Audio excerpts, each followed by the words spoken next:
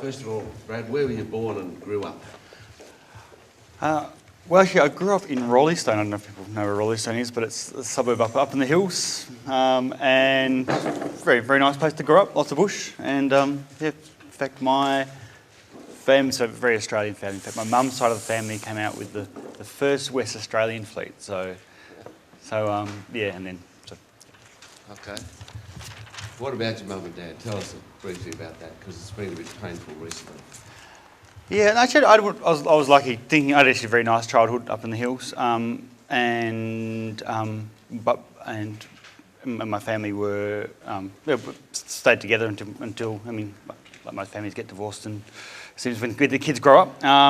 But recently, my dad passed away just before Christmas, actually. So, but I was very fortunate to have a really quite a close relationship with him, especially in more recent years. So, but. Yeah, and but in fact, I actually grew up quite.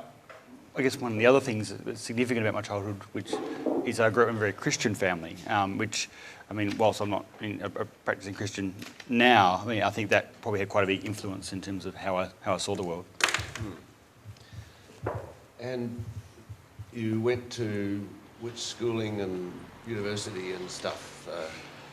What is this? It's Kelmscott High School. Anyone else got a Kelmscott High School here? What's the biggest school in the state? Oh, really? Okay.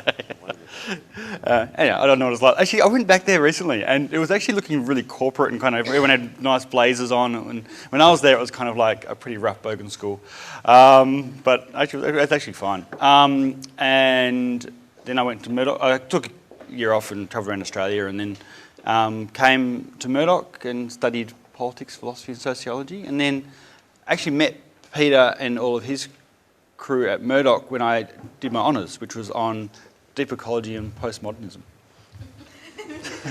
As you do. As you do. Well, that's had its reverberations, hasn't it?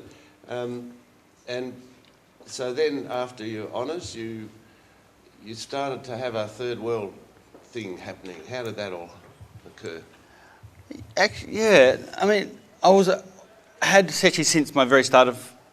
I mean, in fact, when I first got back from around Australia and I started university, I had started volunteering with what was then called Community Aid Abroad, or actually Friend from Hunger it was, which then became Community Aid Abroad and is now Oxfam, or Oxfam Australia. So I'd been involved with them and, started off doing menial administrative tasks for them, like stuffing envelopes and, going around and organising collection days and those kinds of things, and then got more and more involved in their campaigning and education side. And then I ended up doing some volunteer work overseas in Thailand and Borneo, Malaysia, and then after my honours, and I came back with a real interest about that tension that you were talking around about sustainability, about how do you bring together that environmental protection and poverty reduction. And it's almost like since we had these two fundamental questions that we're trying to do, in many ways what I see is some of the two biggest challenges the globe faces, but how do you bring those together? I mean, I guess that's when I started to think about sustainability in that global context, and with a particular focus on global poverty. So what did you do about it? So I well, in fact, that question interested me so much, I started doing a PhD on it. In fact, my PhD started looking in depth at the role, what I saw as non-government organisations, like so the Oxfams and your World Visions, and ended up focusing primarily on Oxfam. And the way that they changed in terms of how they tried to reduce global poverty over the last 50 years. And it was a really great PhD to do because at the time I also got elected originally to the State Committee of Oxfam here and ultimately to the National Board. So I actually had a chance of being on the National Board of Oxfam and kind of influencing the way that they were going as an organisation. It was when we were doing the whole global merger, whilst at the same time thinking about that in a more academic context about how you might do that. So it was actually quite challenging. Ended up doing a bit of, in fact, I did case studies for them looking at their programs in Laos and a couple of other countries as well as part of that PhD. What was your PhD called? It was called Still Trying to Save the World, ? It was a great title. It's the best title we've had. But then you went to work with AusAid. Yeah, well, actually, I did. I went with Oxfam first. So straight after in fact, it was one of those things, I don't recommend it for those of you who ever do a PhD, but I handed my PhD on the Tuesday, and then on the Wednesday I got on a plane and went to Cambodia. I didn't quite get that relax after and that was a great experience. So with the program I was working on was Oxfam America actually, but all the Oxfams work together around Mekong and fisheries. So it's a big fisheries. For those who've been to Cambodia, the big Tonle Sap Lake in the middle, really productive fishery. So we were walking around with local fishers around protecting that. So again, actually by protecting the fishery, actually protecting livelihood. So you can see again that really important overlap. So I did that for a year and then made a decision which was my best and my worst decision in some ways, which was to go and work for AusAid in Canberra, which I absolutely hated, but I learned so much, if that makes sense. In many ways, I think I learned to at least understand how bureaucrats work and how government works. And I was terrible at it because I just couldn't. It was Howard government days of thinking that buying armoured vehicles for the Solomon Islands was a good use of aid money, and I just kind of rebelled against those kind of ideas. But I certainly was glad I did it. But I was also very glad when I got a call from Peter and Dora saying, "There's a job going at Murdoch, are you interested?" And then you started teaching what was it called? International Aid and Development course, yep.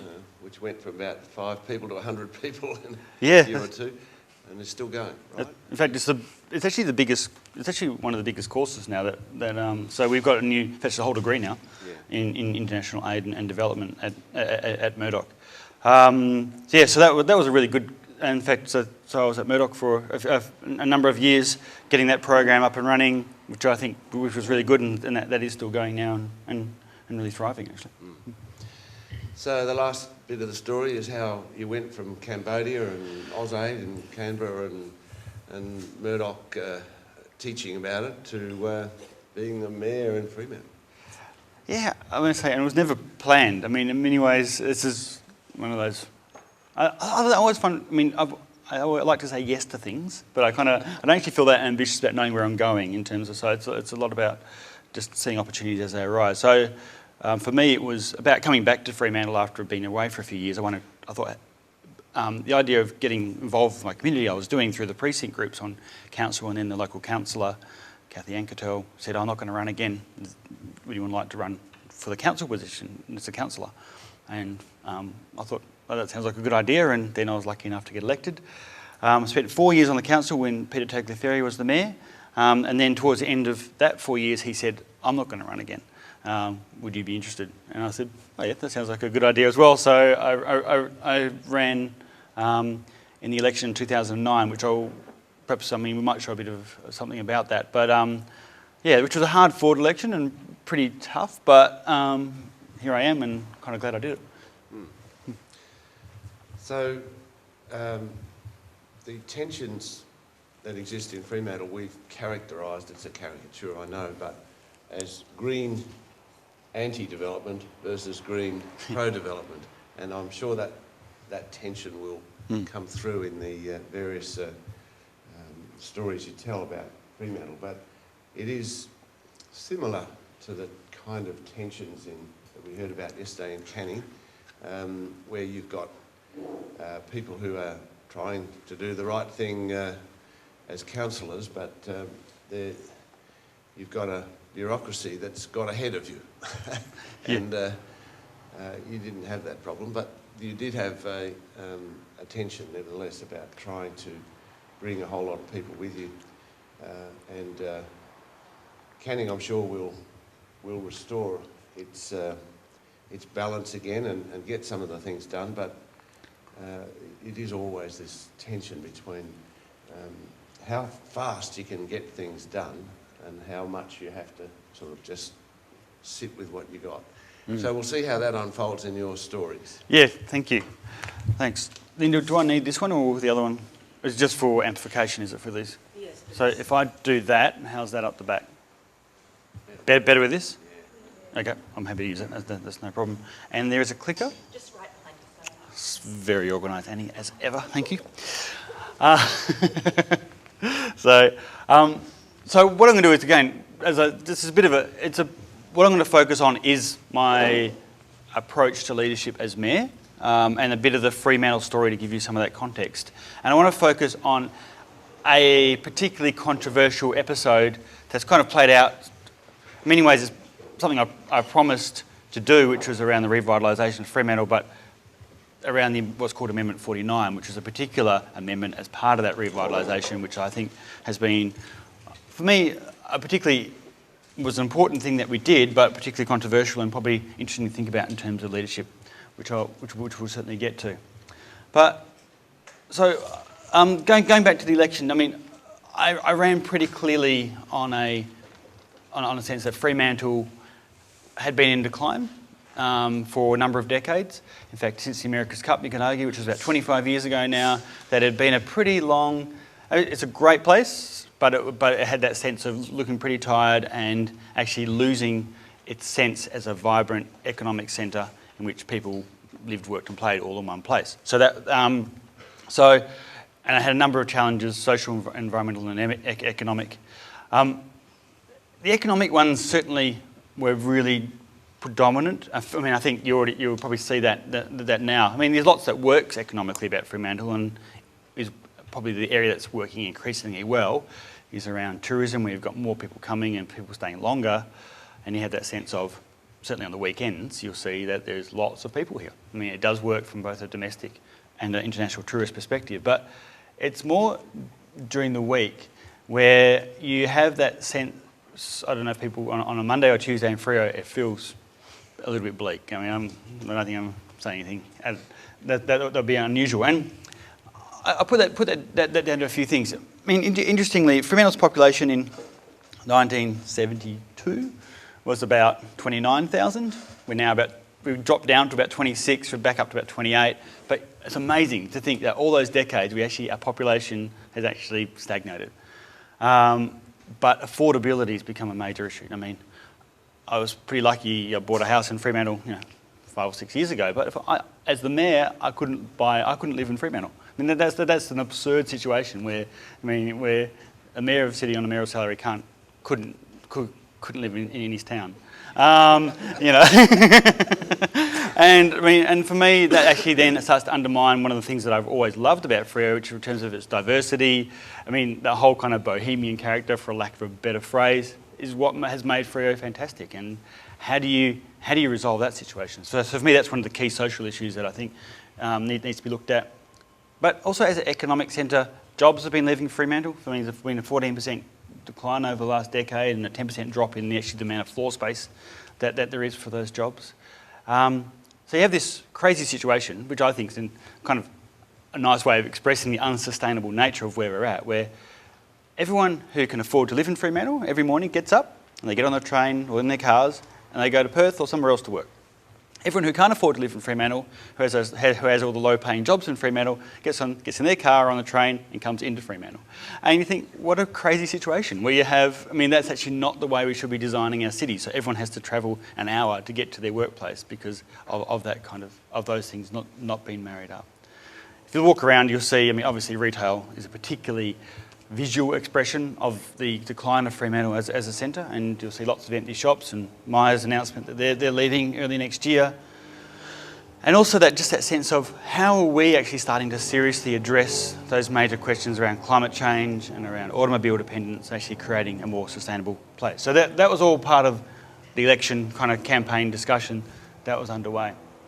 And obviously that election worked out really well, and one of the first things we did was actually focus on doing a strategic plan that tried to capture all of those things. It's pretty simple what we're doing. Simply, our focus is on getting more people and certainly more affordable and diverse housing options back into Fremantle is a really key thing. Getting more jobs back into Fremantle and more diverse jobs, not just jobs in cafes, but actually real jobs that people can do. Having a stronger retail sector, so I don't have to go to Garden City when I want to buy something, and then transition towards a low carbon city. And then doing all that in a particular Fremantle way. It certainly has been the focus of this document, our strategic plan, which, and again, this actually probably is a leadership thing. If you're going to do a strategic plan or any kind of plan for any organisation, my advice is make it as small as possible. There's not, in fact, I was quite proud that our strategic plan, I should have brought a copy, is super thin. And because what we can say is we're going to do this. So everything that's in that plan by 2015 we will have done. And if we haven't done it, there needs to be a good reason why. Often you see these huge strategic plans that are like wish lists of everything you might ever want to do in the world, and then you're never accountable to it. So I've tried to make my staff and us and myself accountable to what we put into that document. I won't go through that, but obviously economic development, urban renewal, climate change, transport, character, community and safety were all really key elements around that. And then linking it, does everyone know, I don't know whose plan is here, but Directions 2031, which is the key state government planning document. So we made sure it was linked to that, and that was actually about 3 areas per second city, a primary centre, and not just another dormitory suburb, which is that term which describes that when everyone just comes back to a place to sleep, but not much else happens. So, what did all that mean in practice? I just want to just show you, with a bit of a focus on urban infill, just to give you some examples, some of the things that we've been doing. I mean, obviously, Leighton one's a good example, and it's before my term as mayor, although the project's still going and we're still working on it.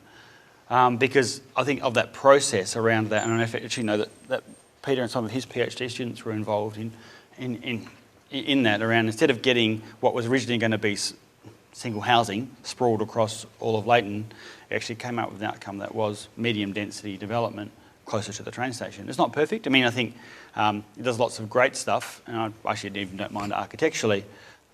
One of the things it doesn't do is affordability. I think the cheapest apartment there is about $1.5 million or something. So it's all well and good, but I think you do at least have that sense of mixed use and a development focused around a train station, and then allowing for a lot more parkland, which I thought was actually quite good. I like this photo. I think this is taken about, judging by the cars, mid-70s maybe, late 70s. I love this photo because it's almost, you can take the same photo now, the cars will have changed, but nothing else will have. And for those of you who know where you're coming across the bridge and turn right down Queen Victoria Street. So this was then actually one of the key things that I promised that I would do, and this process is actually already underway, was to increase the densities down this end. This is actually done and passed, and we're seeing some development applications come in that area. It was just zoned 3 stories and R60, and we're wondering why nothing had ever happened down there. And the landowners clearly said to us, well, we're making money renting it as car yards, why would we do anything? We need some better incentives to see some redevelopment down there. So that was going to, so we increased the densities up to 5 floors on Queen Victoria Street, and then up to 7 on Beach Street on the other side, and then with a range of other bonuses, which I'll talk about when we talk about Amendment 49 as well, a bit further on. But the idea that this would be an area of mixed use where you would have, again, key things like affordable housing. So 25% of units in the area have to be affordable housing. Mixed use zoning. You don't just want it just to be housing. It's important that you can go downstairs and go to a deli or a coffee shop or or a gymnasium or another use down there. So it actually feels like a community. We worked out we can get 2,000 to 3,000 people living in and working in this area, which is really, really important. So that's done, and it takes time. I mean, unfortunately, we could talk about this a bit more, but one of my frustrations is we did all these things just as the GFC hit. So it's been a little bit frustrating in terms of actually seeing changes, but I think leadership is about providing the long-term foundations for change. It doesn't mean you've also got to learn to be really patient. So, but we can come back to that. So this is just some mock-ups of how it might look. This is how it did look when the mock-ups were done, and then they always choose these horrible architectural styles, which I think council wouldn't actually support. But you get a sense of at least density and scale that you would get in these areas compared to what you've got now. And because one of the ones that is happening down there, which is really exciting, is Fort Knox. So where you've got that old building being reused. They built 58 affordable housing apartments right next to it, which are finished.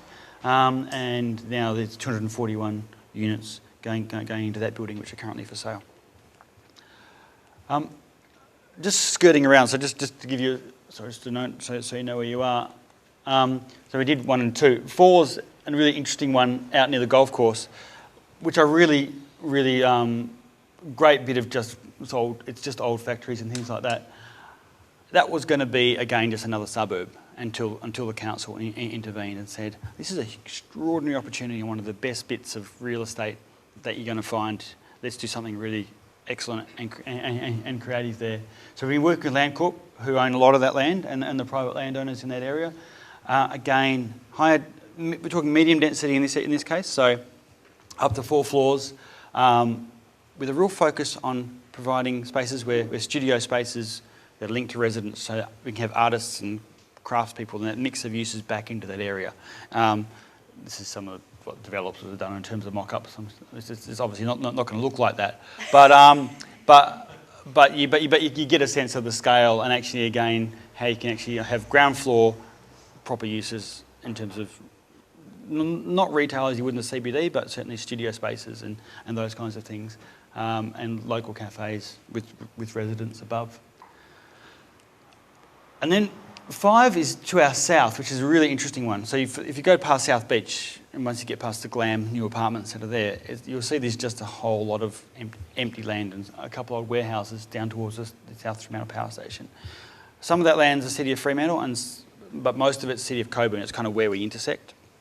But we're obviously working on a joint project there with Landcorp again around, because you're going to have up to 10 to 15,000 people moving into that area over the next decade, because it will be medium to high density on that area, which is great. I think a really key opportunity if you get that design right.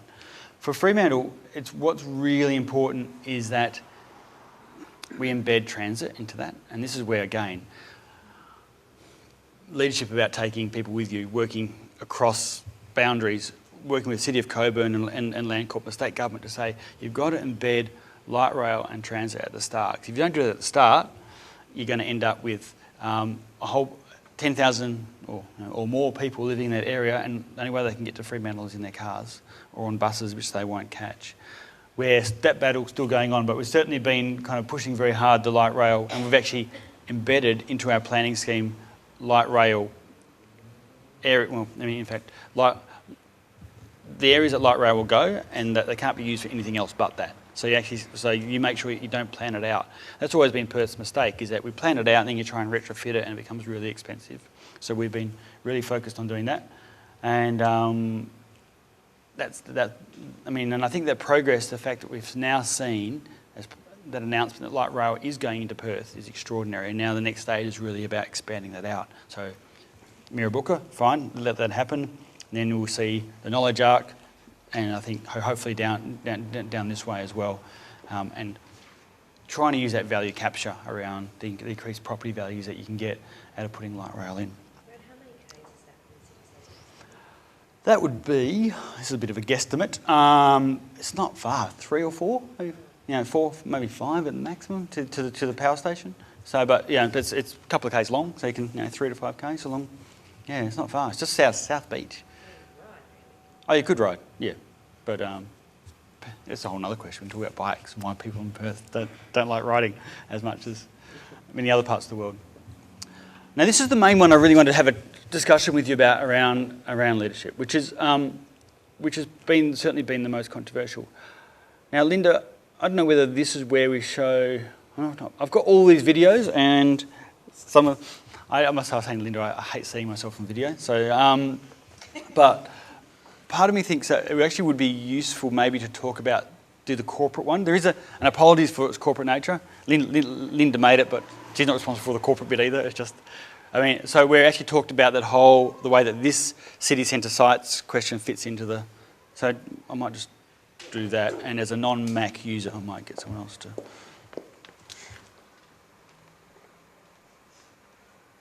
So this is a video that the City of Fremantle got Linda to put together. It's called City Central. And this just gives you a bit of a set. And in many ways, it's a bit of a video that we put out there to say, actually, what we're doing at Fremantle has dramatically changed. There's a real perception in Fremantle, one of the key things that we've been dealing with is that it's too hard to do anything in Fremantle, give up and invest somewhere else because nothing will ever happen here. And we've been dealing with 20 years of that, and we're still dealing with that. I mean, you speak to people and you're like, oh no, it's too hard in Freo, and you're like, well, it's not, but that perception has been a real challenge. And as the perception has been built up over decades. Okay, far away. Again. And Linda, who is filming today, put all that together. And it was really kind of useful for us in terms of showing to a broader audience beyond Fremantle about where our thinking was up to. So you can see, basically the Strategic City Centre sites was basically the key project at the heart of this whole urban renewal process. So I don't know how people are reading maps from above, but we're currently sitting right here. And so if you can imagine, you would have seen all the ugly parts of Fremantle, not the West End where we currently are, but certainly the ugly inner East End was certainly one of those areas that we wanted to see transformed. Now, one of the key things the council, it's not just about Freo, and I guess that's one of the key points that I want to make, which wasn't just about us and our own, the city working in a sustainable manner, but it's actually also, and the council was quite clear about this, is also about part of our responsibility as a council to start to deal with some of the broader social and environmental issues that we face in the state. I mean, this photo is actually taken in Western Australia on the forever expanding urban boundary. It looks like that right now. I'm sure they've moved another 20 kilometres further north since this photo was taken. But ultimately, it's a really simple thing to say, is that for every person we get living in the heart of Fremantle is one less house we need to build out here. And at some point, Perth needs to not sprawl from Dongara to Dunsborough, which is where we're going if we don't actually start to work about how to do some density and do density well within the heart of the city. So, as I'll explain, this was certainly the most controversial thing we did, and perhaps probably the only thing that really created a really strong sense of how do we get through this. I mean, there was that real sense of the council, how do we survive this process? But it was controversial also because it was probably the biggest change that Freo had seen. But I mean, Peter's been involved in Fremantle for a long time, but certainly in the 20 years that I've been here, I think it was without doubt the biggest planning changes that the city had seen, and probably even going back further. And for a lot of the people who opposed it, they were really concerned, having opposed development for a long time, because they were trying to protect the heritage of the place, were concerned that may impact on some of that heritage. So that was part of the challenge that we had, is as part of that to explain that actually it won't impact on the heritage because we're doing it in non-heritage areas. But I'll come back to that in a second. So thinking about the process. Central to leadership is about how you actually bring people with you, obviously. So we actually had this really strong focus on community engagement. Whether it was perfect or not can be part of the discussion that I'd like to have. And we actually started with a small working group with the key stakeholders working group to actually come up with the model. So that had the Fremantle Society on it. It had some local residents, it had the Fremantle Chamber of Commerce, it had a couple of councillors and myself and some experts in the area who actually came up with a small working group. That's actually not them there. I couldn't find a photo. We never actually took a photo of that working group. And they actually came up with, well, what are the sites that we can increase the densities on and how much by? They actually came up with a recommendation. In many ways, that was, I think, a good thing to do. But of course, interestingly enough, we actually couldn't get a consensus on that group because that group was so diverse. So we tried to start off with a really diverse small group. We couldn't even get a consensus on that small group. So ultimately what came to council as a recommendation was a majority report and a minority report from that group. That probably is not the ideal start, to be honest with you. And so because that, of course, then has the foundations for conflict and for those things coming apart. So certainly the majority report recommended that all of these sites that you can see in blue, if you can imagine where you are now, that they should have increased densities. And I'll give you another view there, looking back the other way, and which you can see is a pretty big chunk of Fremantle. I mean, you can start to see why it was controversial. So, and all around the town hall area, all the way out to Clancy's, and the like, and I'll go through some of those sites. Now that recommendation came to council. Council looked at that, modified it a little bit, but ultimately took pretty well the working group's board views broadly on, although the working group did recommend that we don't put a height limit, we just have it based on performance. We realised we couldn't sell that to our community, having this idea of non-defined height, or as some people call it, unlimited height. So we actually put a height cap on those on those floors. Then we went out through a long and extended period of public engagement on those recommendations. Now, I actually think we did a pretty good job of this, but again, it was really hard to try and work out how you engage fully. So we did a range of things. We started off with open days and information sessions, so making sure that, starting with the idea that you inform people first, everyone knows what you're talking about. So we had at Victoria Hall, we had an information session where everyone presented. We had open days with big panels that would explain where the sites were. And then after that, we went into a much more interactive process. We even did walking tours with the groups and those kinds of things to show people, public walking tours people could come to. To be honest with you, they weren't that well attended. And that was part of the challenge, is I felt like we promoted those pretty heavily, but ultimately we had people come. In fact, maybe 60 or 70 people came to the information sessions. We had, only a few dozen came on the walking tours. And then we ultimately went into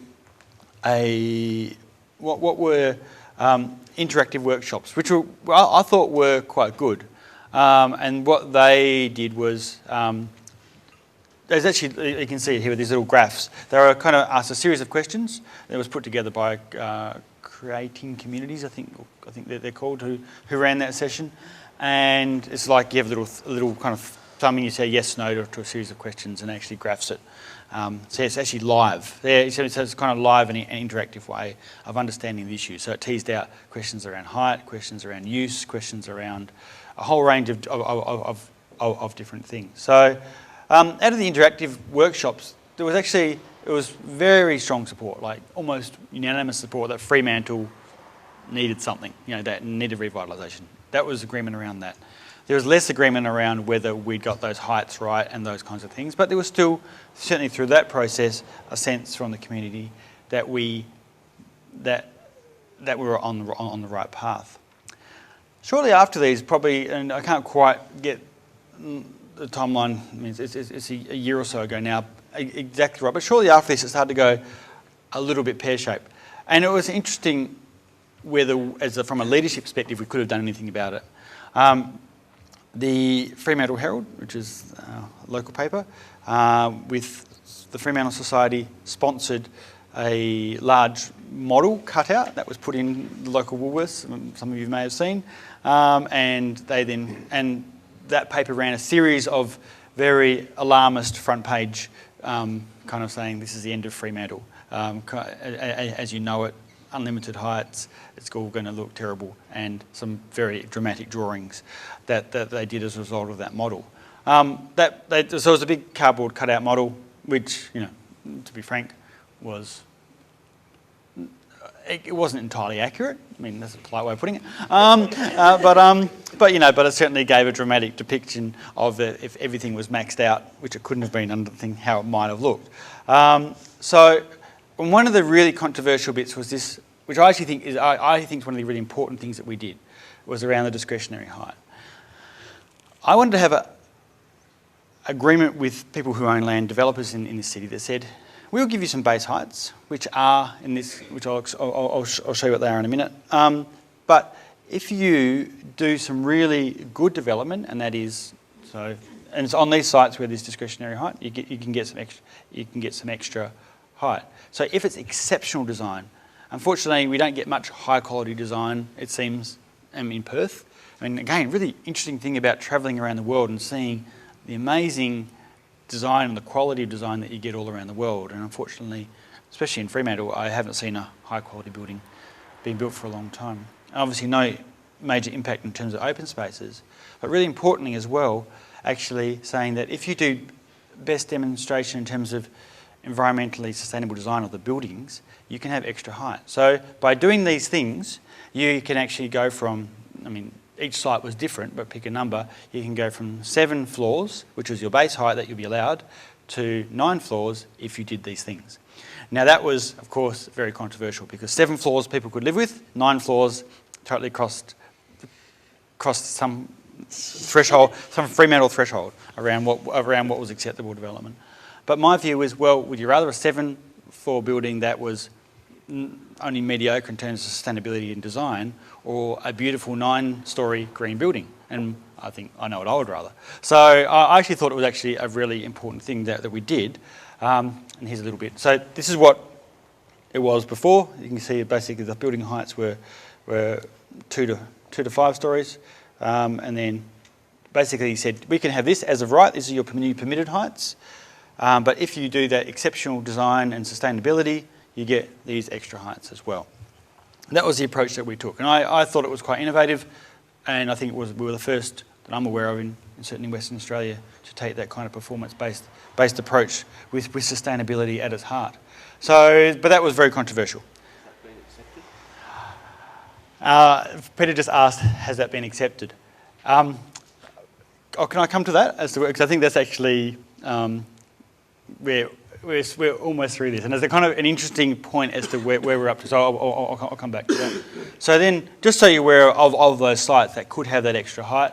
So for those of you who don't know Fremantle very well, this is the one that we own. In fact, this is out for tender right now. If you've got $9 or $10 million and you'd like to buy a block of land in the East End, it's currently for sale, but you have to do a 5-star Green Star mixed use on that site. So. And that's the one down near Clancy's.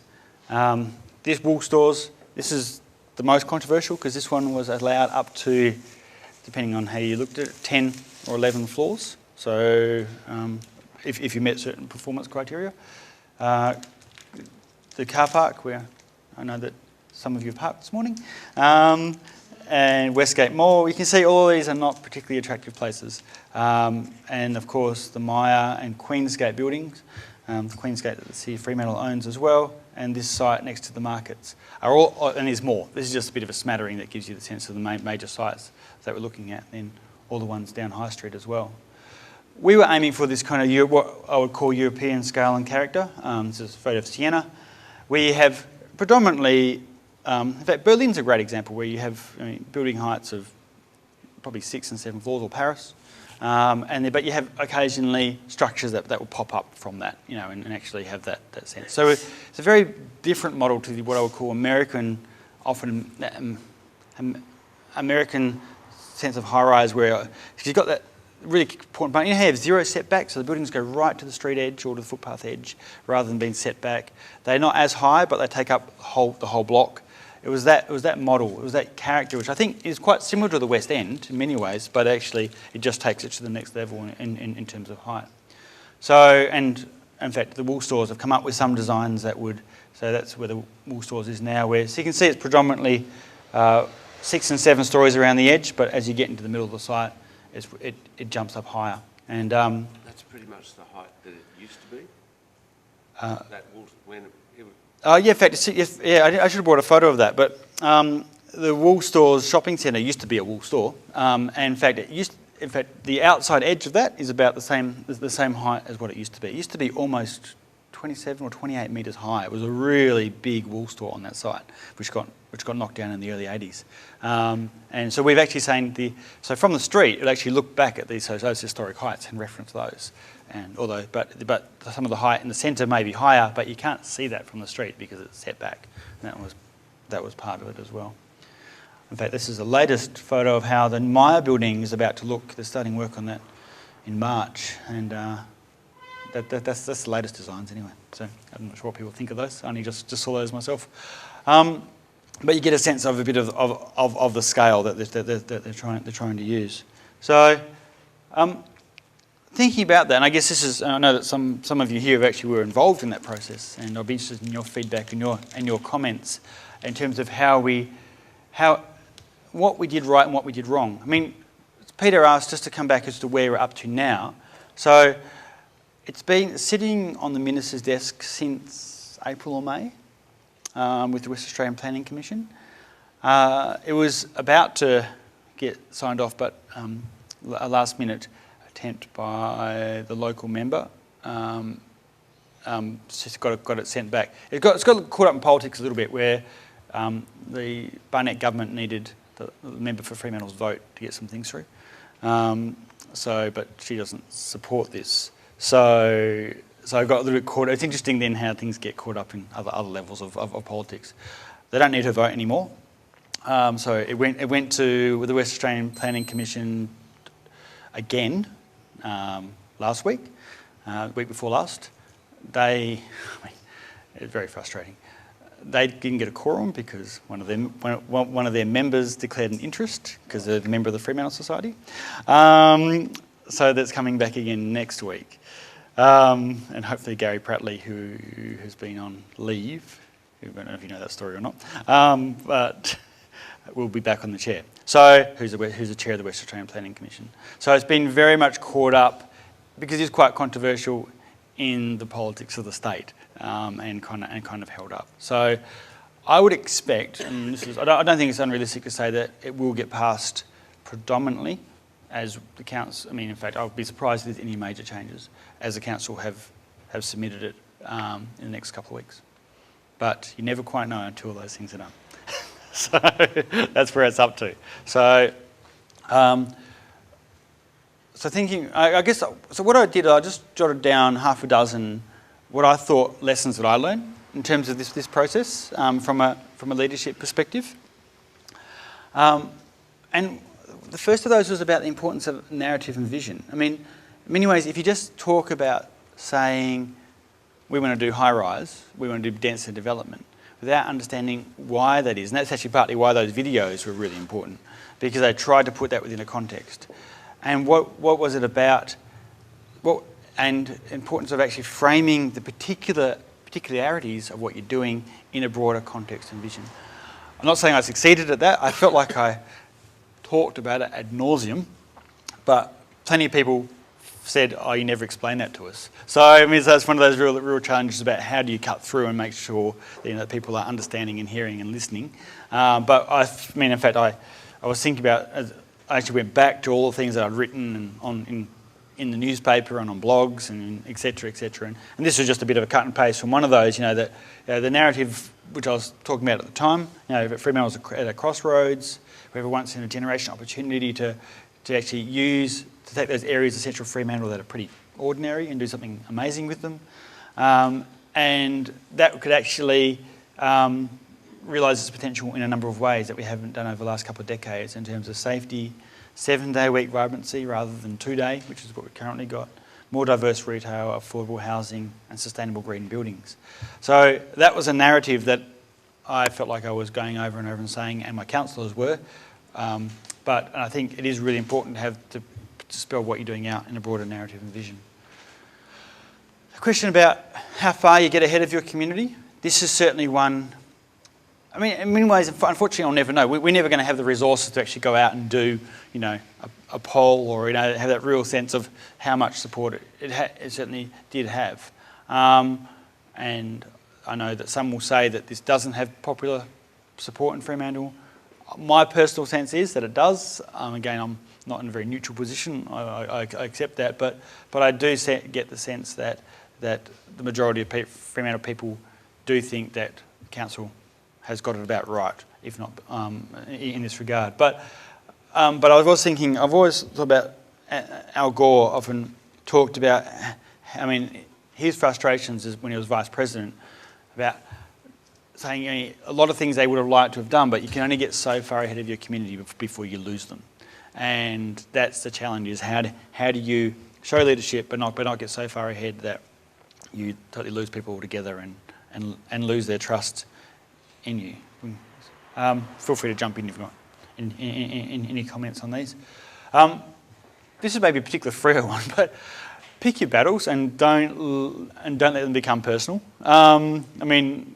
Certainly a lot of, and this is certainly something that I decided really early on, was that I'm not getting involved in these long-term animosities that seem to often dominate debates in this city, and I just ignore them. And it's worked. I mean, I must say it's one of the things I'm really pleased that I've done. I've just decided. And so, because if you can stay focused on the issues and not on the personalities, then that's been really important. And I think certainly in Freo, for a long time, nothing's happened because people have just been battling it out.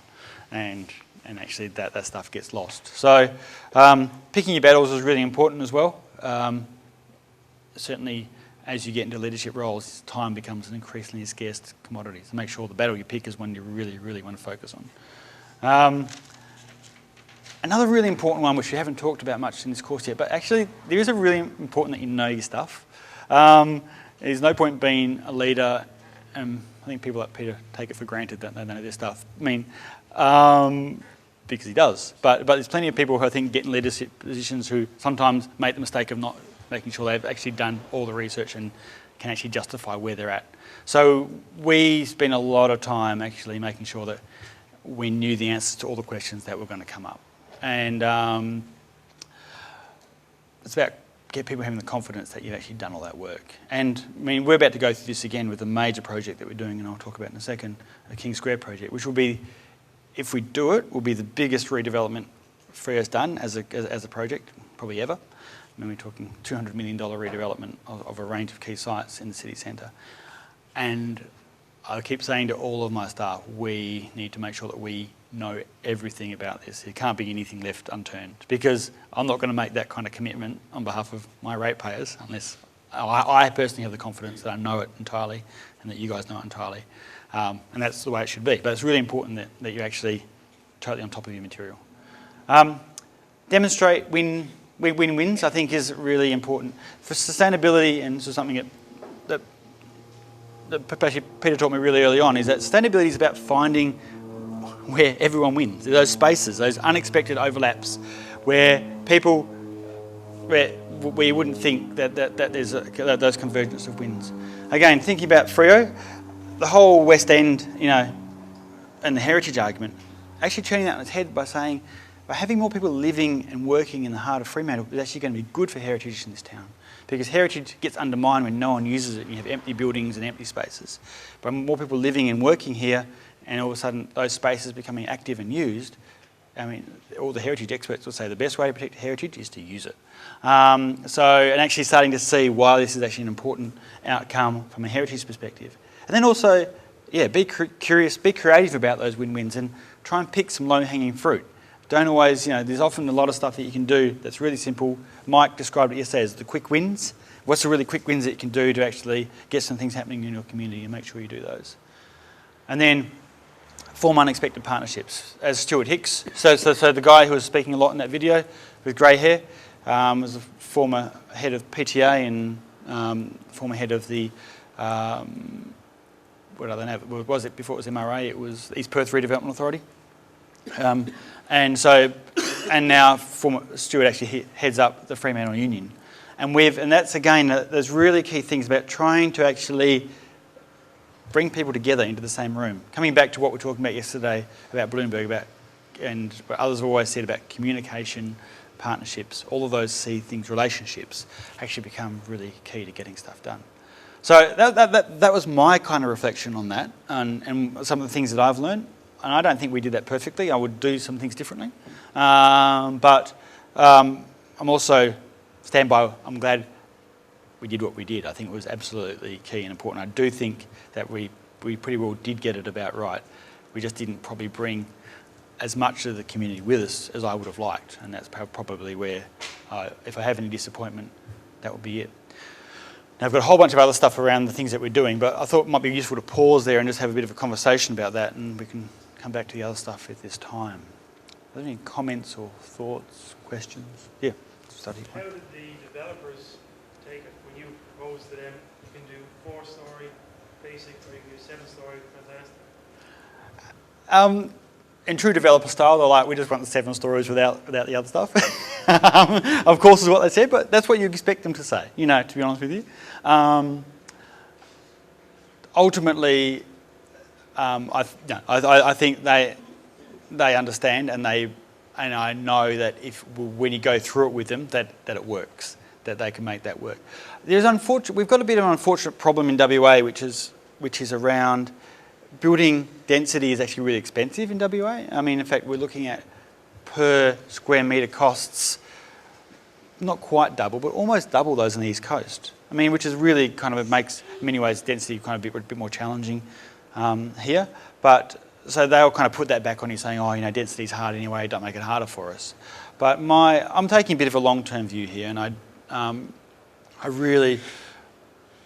we got density wrong in the 60s and 70s. And in fact, I think, I mean, as much as Johnson Court might be a great spot in terms of affordability now and that diversity in Fremantle, I don't think that's the kind of density you want to replicate.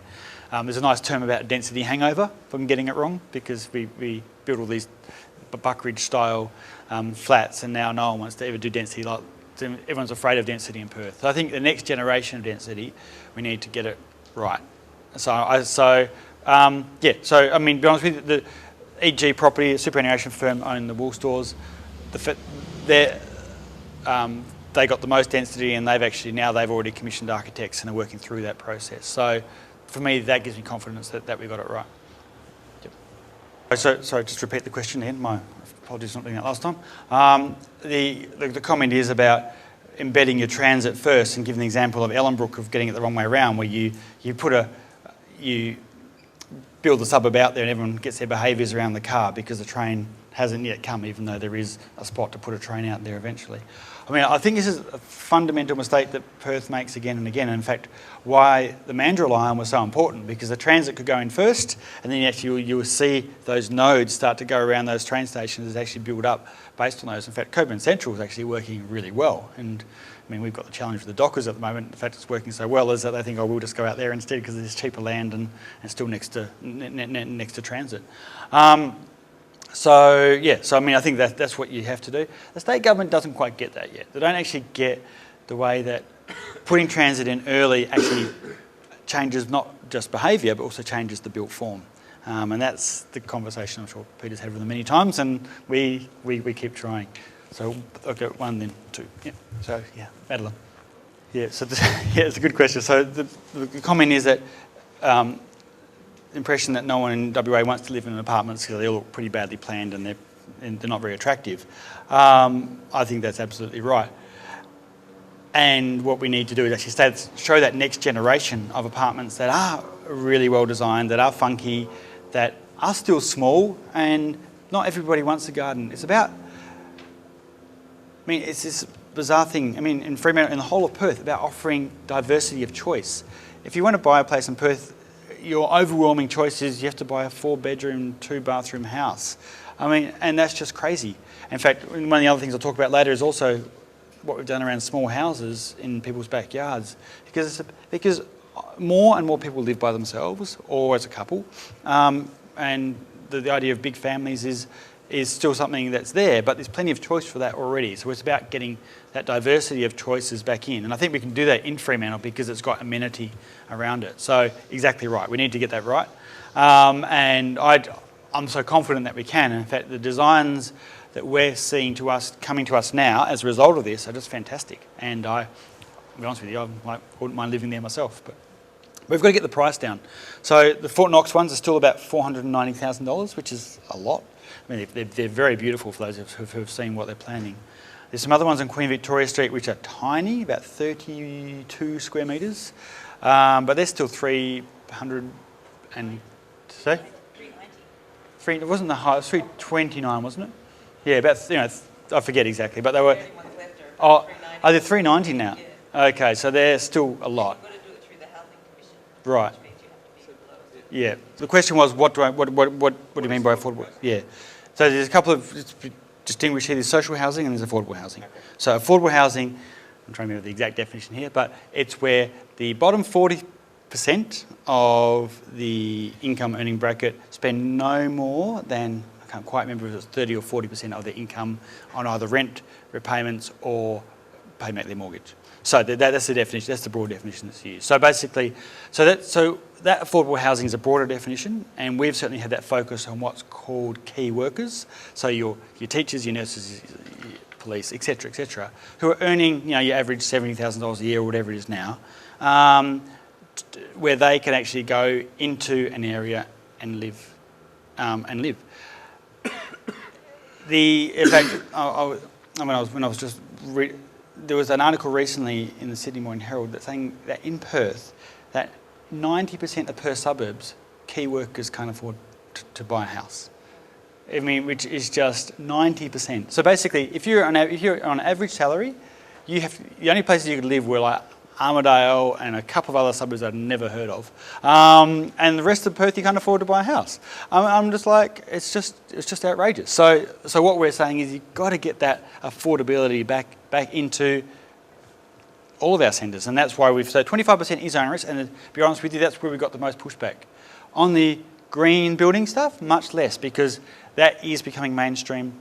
A 5-star Green Star will pretty well be cost neutral now. I mean, up to 5% premium. Yep. But affordability for them is like, I mean, especially in a place like Fremantle, because they realise, in fact, this is why we put it in, because if we don't put that in, they'll just build large-scale footprints of 150 square metre apartments that will all be sold for $1 million plus, and we'll end up with a whole bunch of baby boomers here. Sorry, no, nothing is. Baby boomers, great, but yeah, but you actually really want to have that mix, and if you don't do that, then you won't get that mix. Yep. One of the constraints that I've heard about with increasing density in Perth from, I went to a planning breakfast and the head planning guy at the Water Corp just said, you know, everyone wants more density, but Perth's sewer system is so constrained they can't actually, there's very limited option, that's what the actual major constraint is for increasing density, and I was just wondering if you've come across that or how you'd respond to that. Yeah, I'm just like, seriously. I mean, yeah. We only have about 5 pumping stations. Yeah, well, it's about infrastructure. I mean, again, I would refer that gentleman to another report that Peter's group put together, that every time we build a house out in the fringe, it's subsidised up to $70,000 for infrastructure. So if he thinks that that's a good use of actually spreading our sewer system out instead of again, of course you've got to upgrade services. That goes without saying, ultimately, when you do that. But same for electricity and power. But we're spending huge amounts of money on a sprawled sewer system, a sprawled electricity system, and a sprawled transport system that actually costs huge amounts of money in terms of infrastructure terms. So it may be his personal desire to keep sprawling that out and not actually retrofitting, but it can be done. And I would actually argue, and I think the evidence is, that it's actually cheaper to do it. So his argument was that you've only, I mean, with Perth being as developed as it is, if you want to put in another sewer treatment plant or another sewer pumping station, you've basically got to take out houses, take out streets, because where else are you going to put them? Look, I don't know across the detail of that, but yeah. We've just done the housing strategy for the City of Canning, and the Water Corporation said there was no limit to the sewer capacity in that whole area, and in fact they don't think there is a problem across the city that couldn't be easily fixed. I would ask that developer, where does he own his land that he wants to develop? Because that clearly is a bias towards he's got land on the fringe and he's trying to say, don't redevelop. Yeah, I mean, so yeah, look, I do, I mean, it would be an interesting study to do, and I tend to agree with Peter that actually these things can be done. But sometimes, again, they require creative solutions. But the idea as part of these redevelopment plans. For the CBD sites, there's normally a 10% requirement for public open space in any redevelopment, but we're not applying that in terms of the CBD, because actually CBD is actually, we have quite a lot of public open space. In fact, the problem we have in Fremantle is there's never anybody in it. I mean, I've actually spent a lot of energy trying to get people into our public spaces and actually activating those. So King Square being a key example. But for like number 3, which is the Knutsford site, then those public open space requirements would apply, and we actually would, because they're going into an area, we actually would get new parks and those kinds of things in that area. But what we have done, we will be looking, we do have what's called a public art contribution scheme as part of this. So we'll be looking from developers to contribute towards public art and those kinds of things that would actually help enhance those public spaces that they'll be using.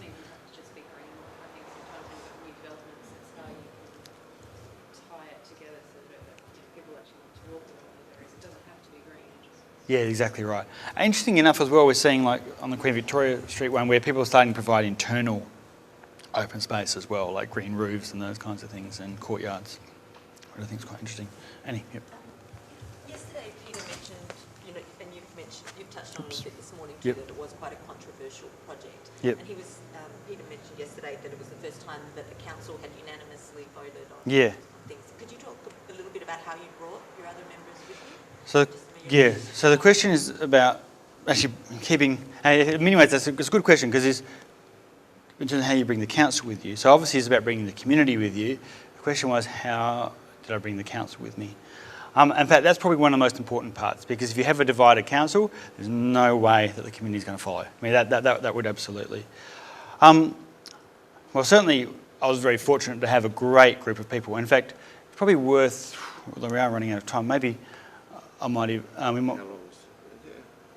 we could, there is a snippet, but certainly Linda put together a movie where she filmed the last council meeting where the councillors voted on this item, and it was unanimous. I mean, the idea that the biggest change to planning in Fremantle in decades was a unanimous vote in which everybody spoke in support of it, for me was extraordinary. And how we did that?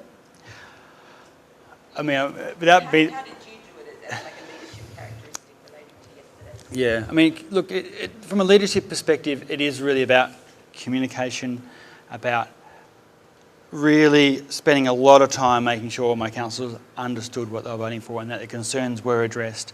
And look, and there were particular people with particular issues, and making sure that they were heard and their issues were represented.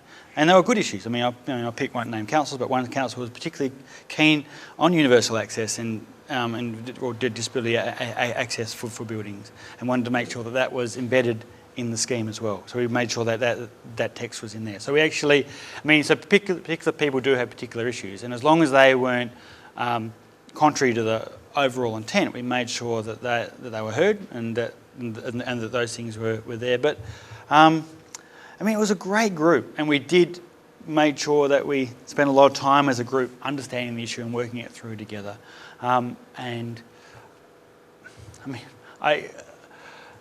from a leadership perspective, it's interesting because for me, leadership in that case, it wasn't like in many ways I felt the leadership role wasn't a really active one around that, but it was about making sure that it didn't go off the rails. In many ways, that makes sense. So the leadership role was actually much more about actually making sure that everybody was comfortable where we're at and understood the process and had a clear process, and that we didn't get ourselves distracted by things. So almost I didn't have to go and actively persuade people. In fact, I totally said to them, you guys need to make this decision on your own. I'm not going to in any way lobby you. In fact, one of my approaches to being mayor is I have never lobbied a councillor to vote with me. I mean, in fact, I was really explicit with them and they got elected. So I'm never going to ring you guys and say, support me on this and I'll support you on something else. I'm like, that's not the way this council works. You will make your own decision on and I don't want anyone doing that. And that was actually and no one, look, to my best of my knowledge, no one's ever rung anyone else and said that. But that was completely the opposite way the council used to work before I was mayor. It was like, I used to hate council meetings because I just get these endless phone calls about, people doing deals. And I was like, this is just like, Everybody on an equal Yep. playing field. And what I said, maybe that equal playing field is really, really important, is that people vote on the issues, that we don't do deals, and then everything's on its merits. And I think that agreement and keeping the group committed to that was actually really, really important. And I'm not saying that, I mean, in fact, it's a group dynamic, but I guess I need to set, and this, one of the things I didn't put in there, but we've talked a lot about, is about making sure that you act with integrity and that your leadership style represents what you want to see in the whole, in terms of everybody else. So I've needed to make sure that I've never broken that trust. Yeah. That's really interesting to hear, Brad. I've never heard you say that before. Yeah. That's key. Yeah, Paul. Yeah. There's some good comments there. I mean, the model question is an interesting one. The reality is, though, but you can't create a model of a performance-based approach. This is the whole point. I mean, so what the model did, and why I said it, I was put on the public record saying it showed the worst and the worst case scenario, because what it did was it just maxed out everything, which is the point. You can't do that because it's a performance-based approach based on good design. And in fact, that model failed to say that at the higher heights, it couldn't cover the whole site. It could only cover 40% of the site. There's a whole range of things it didn't take into account that were actually part of the council resolution. But why? So why didn't we do a model? We wanted, in fact, I wanted to do one, and so did the council. Staff said you can't. You actually physically can't because when you've got a performance-based approach, you can only do a model of the as of right approach, but then you'll be accused of not putting the extra 2 stories on because the other 2 stories were always performance-based and couldn't cover the whole site, so you wouldn't know where they'd fit on the model. So that was, and I guess that was the real challenge that we had, is that it wasn't a simple case of this is what you can build, because it didn't work like that. I actually wanted a lot more ways of illustrating to the public about what we were doing. Every time I did that, in fact, I got a whole bunch of 3D perspectives done, of which I was then told that it would just scare everybody. Nevertheless, I did show them to people. But so it was that real case of, it was interesting. In that case where at some point it felt like there was no space for rational discussion. I guess that's where I got to the point. I felt like I was, when you had a football match, you kind of at a football match have a rational discussion about who's a better team, the Dockers or the Eagles. It doesn't work that way. And I felt like that's unfortunately, where we'd got to, where there was no space for actually to sit down and do that. We had tried, and ultimately some people just think that buildings above 5 stories are bad. And that's a value judgment, and at some point you can't persuade somebody of a value judgment. And I guess that's the conclusion that I got to, was like, I'm not going to persuade these people.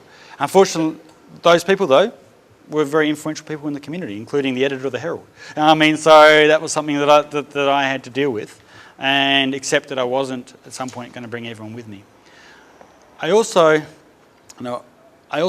to you in just one sec. I also just, to be honest with you, I did decide, this is so important for Fremantle, that I could go through a really much more elaborate community process like this and try and reach a consensus. But 1, I wasn't confident that we'd ever do that. And 2, I think that you may actually just end up with an outcome that's a grand compromise that actually isn't reaching what we need to do. And this is at some point, and this is one of those tensions of leadership where you've got to say, we need to do the right thing here for this city in terms of what it needs, and trust our judgment that where the outcome will be an outcome that will be great for Fremantle in terms of a sustainable future. Now, I made that judgment, and I think I probably brought most people with me, but I accept that there's a chance that I might be wrong, and that I'm sure that people have made those judgments in the past and they were wrong. But I guess I decided we needed to do this. And if there ever was a time where Fremantle could do this, it was now. Because there's no other council that was united and capable of making that decision. And it hadn't been for decades, and I thought if you let this 4 years go, there probably wouldn't be again. And I guess, so I'll be honest with you, there was a little bit of me going, we just need to do this. So, yeah, off the back. That's right. We were elected, and I felt like I was pretty well elected. I was pretty clear about why I got elected, and it may not, the exact heights, certainly changed through that process and those kind of things, but what I was going to do was pretty clear. So I guess at some point you're just going to say, yeah, not everyone's going to agree, but I'm going to do it. Did you?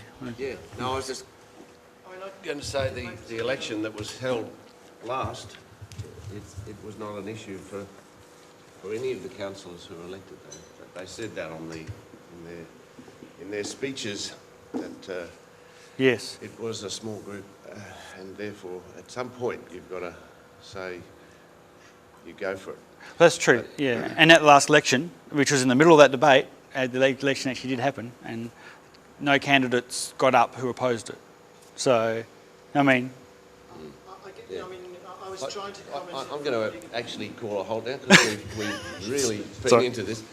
It would be good to have this discussion a bit more, but I think the key issues about leadership came through there, and I really appreciate what you said and how the pain of it, but also